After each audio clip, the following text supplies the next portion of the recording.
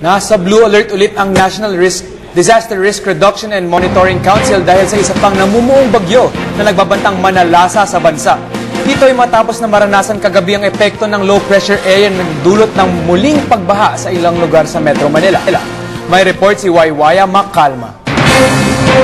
Hindi man nakasentro ang low-pressure area sa Metro Manila, ngunit nagdulot ito ng matinding pagbaha sa ilang bahagi ng Maynila, partikular na ang kahabaan ng Espanya. Stranded naman ang mahigit 1,000 estudyante ng University of Santo Tomas kagabi dahil sa lakas ng ulan.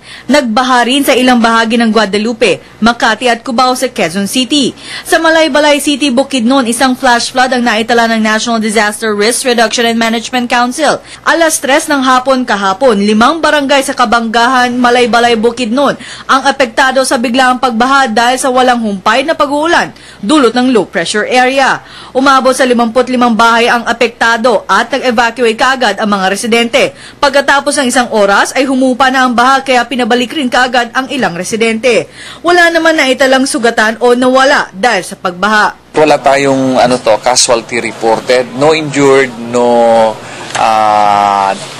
fatalities sa mga areas na nabanggit. Bilang preparasyon sa bagyong Karen, nakataas sa blue alert ang NDRRMC. Hindi na pinahihintulutan ng mga otoridad na pumalaot ang mga mangingisda sa Eastern Seaboard. Pinag-iingat naman ng mga residente sa posibleng biglaang pagbaha. Gayon din ang mga lugar na landslide-prone area sa Mindanao at Visayas. Emergency mode na kami nung alas 10, blue alert kami from white alert.